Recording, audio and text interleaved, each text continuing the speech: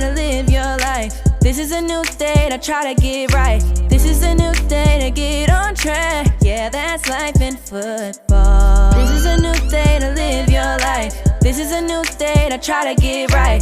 This is a new day to get on track. Yeah, that's life in football.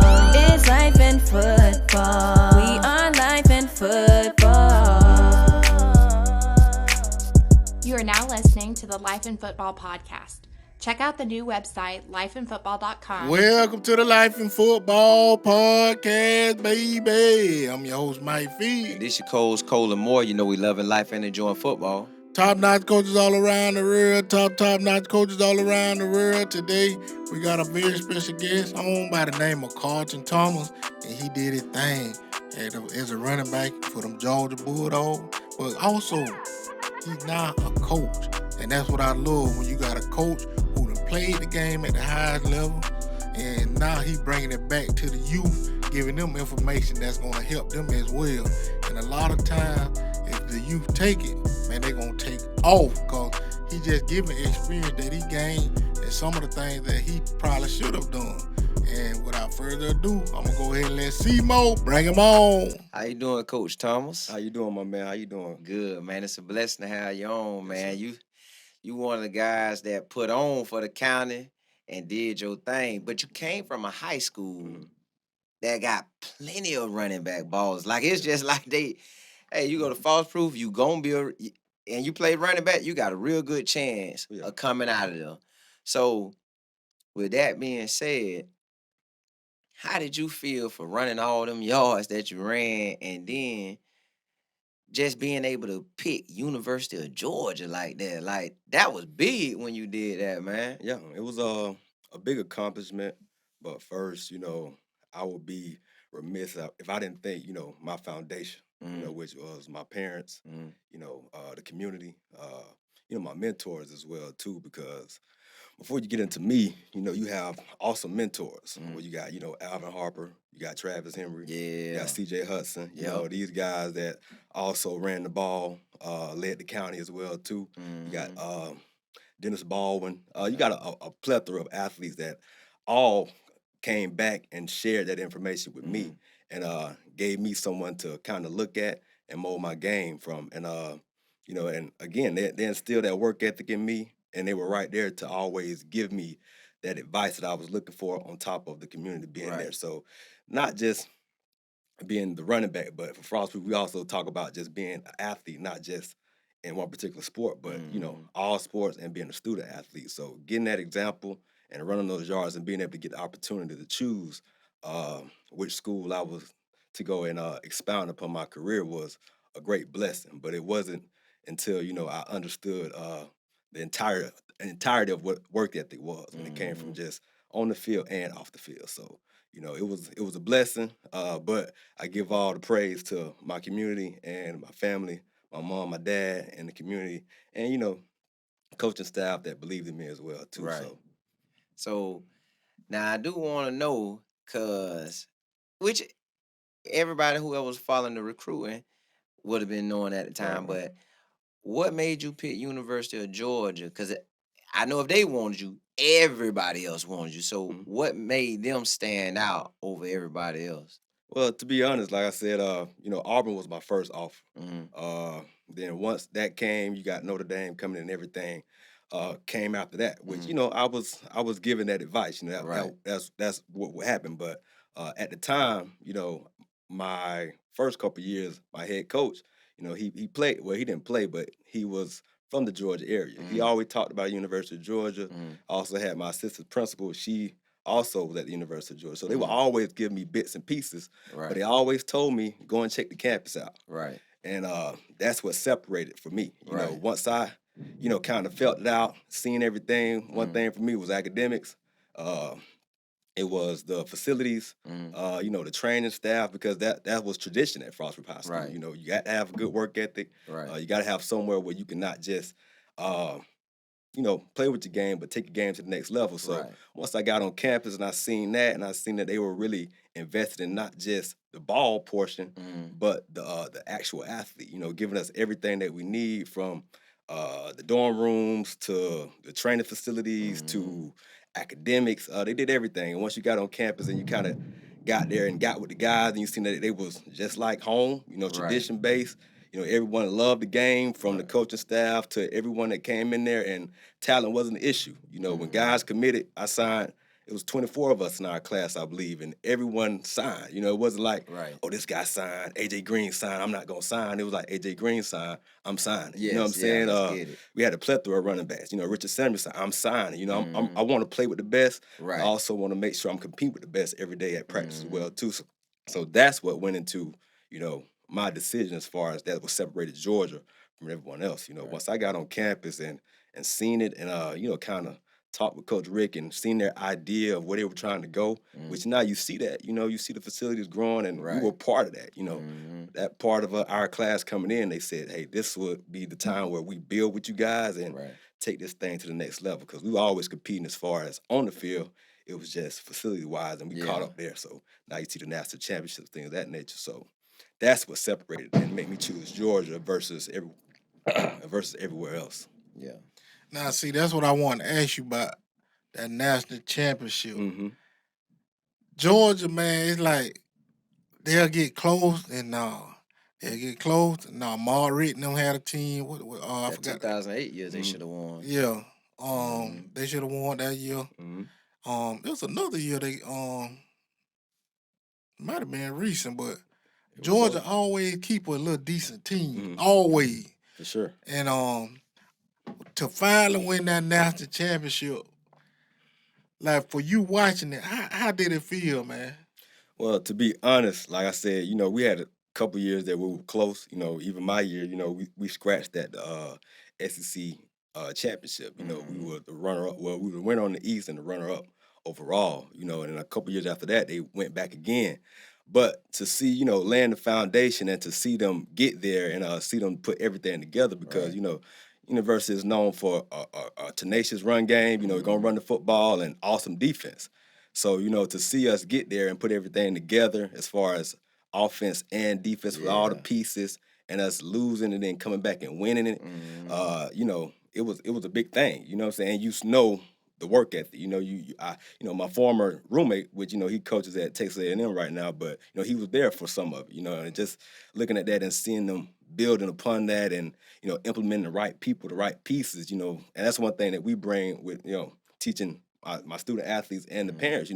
It's a whole thing that goes together. It's not just the football piece, but it's everything that goes around it with the coaching staff, getting the right coaching staff there, getting the right OC with the talent. All that stuff got to match for you to win that big game. You just don't win that big game. It's very hard. And Georgia went for a long period of time not getting it. I wasn't even born the last time they won it.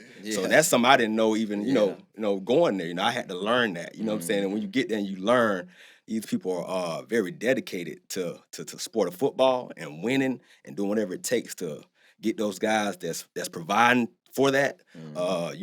It makes you look at him like, man, you know what? I was a part of that, and I was part of something that is going to last for a long period of time. Because, I feel like, it's just the beginning of a run that, Alabama put together, Florida put together, the UM put together, you know what I'm saying? And everyone else know, you watch Florida ball, you watch football, it takes more than just throwing some guys out there. You know what I'm saying? Getting the right quarterback. You got to get the right quarterback and the right receiver, the right, the right guys that mesh, and the right coaching staff that mesh. And I think, Kirby's doing a good job, and I think that, it could last for a minute if they continue to put it together and continue to get the right people in there. But, it was very satisfying, very gratifying for me, for the guys, because, again, like they say, once a Bulldog, always a Bulldog. And that, like I said, we finished in the drill, and, I'm proud of those guys. And I want to know, what's your message and that you give to your players, and if you could, let the people know where you're coaching at, what you got going on now, and what's your message that you give to your players? Well, the message I give to my players, like I told you guys, right now, I coached at Frostproof for 4 years. Right now I stepped back. I'm helping around the program with the youth football as well, too, because, again, like we just talked about, it takes a whole thing to get back to that. Last time in Frostproof, we won the state championship was '99. My year we got close. That was one of the big things that put us in that conversation with a lot of those top-notch Bulldogs team is after '99 was a long period of time before we even got competitive again.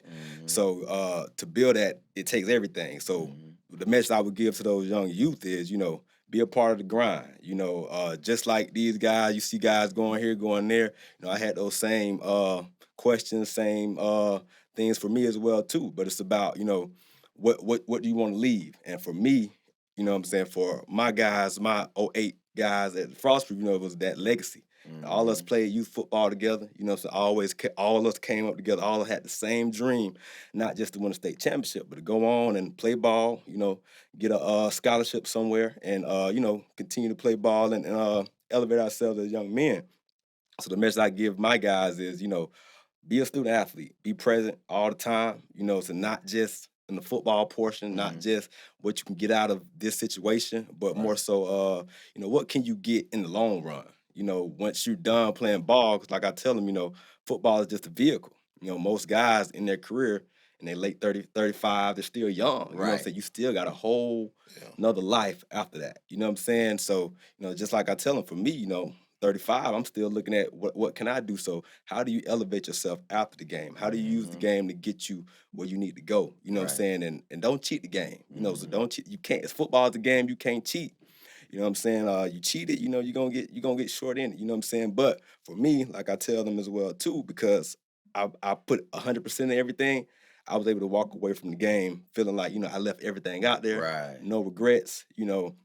Still got a great network of people around me, but it was because how I attacked the game mentally. It was, get everything out of it, be on time, be present, you know what I'm saying, lead with respect, and, those things will come back to you tenfold, you know what I'm saying, not just to you, but the people that you surround yourself with as well, too, and hopefully that rubs off on the people you involve yourself with, and, good counsel is always a good thing. Now, if they take that information you giving out, you can't help but win. So you giving them the blueprint to success out the gate. I try to. And I want you to talk about humble dudes, man. I can't let you get out of here without talking about that now. Well, this is my brand. I started, the logo was created when I was in college. These guys now they're getting the NIL deals and things of that nature, and it's good to see. You know what I'm saying? Back in those times, same thing was happening. Those guys, you have a brand where you can't really monetize anything. You got to go out. But now these guys get to the next level. Now you already have someone. You're not just a part of something. You are a part of something, but you always also have your own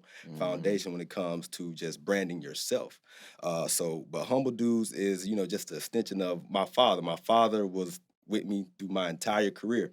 My mom and my dad. I come from a two-family home, and all I know is work. Those two individuals got up every morning, 5, 6 o'clock in the morning, made sure me and my sisters were fed at school. They told us, when you leave out this house, don't respect nobody. We come here to bring things for you guys. So when we take you somewhere else, make sure you take care of things so you don't bring that bad name back home to us. That brand is still from my parents, that hard work and that dedication.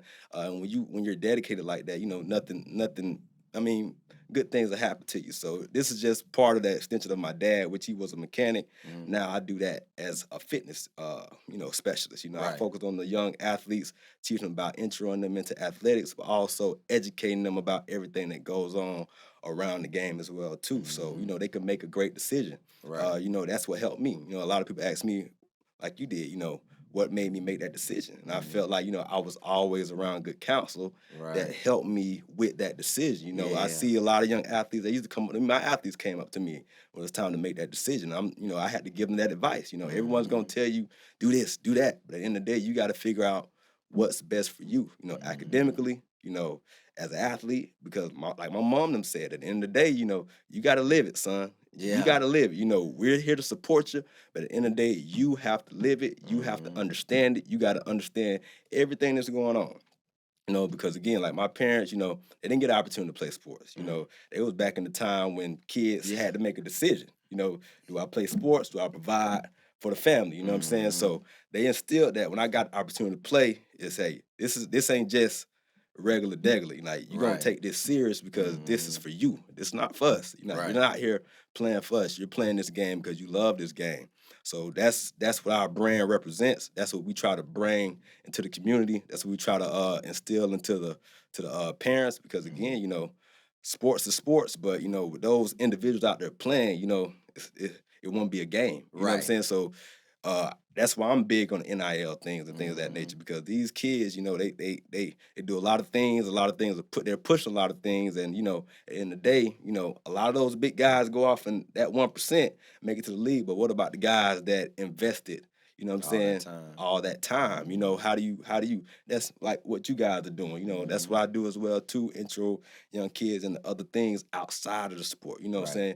Everyone ain't gonna be a athlete. Everyone's not gonna have the stats. You know what I'm saying? But there's things that can keep you into the game, and that's why I chose my major, which was sports management, because if I didn't make it into the game, I wanted to be around the game. You know what I'm saying? I always want to be around the game.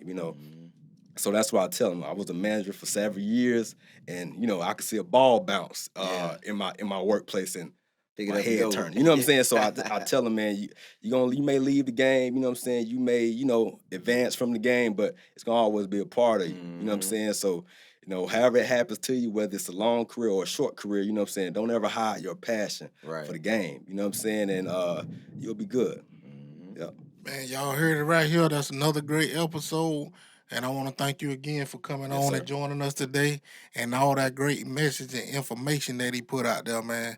That's amazing. And I got to tell y'all, man, stay focused, stay positive, because when you have coaches like this out there, they're doing nothing but the best to assist you, and they putting all the efforts forth to help you succeed. But with that being said, I'm going to leave y'all. I always leave y'all. Keep your head up and not down, or else you'll fall to the ground. It's the Life in Football Podcast. Catch you next time.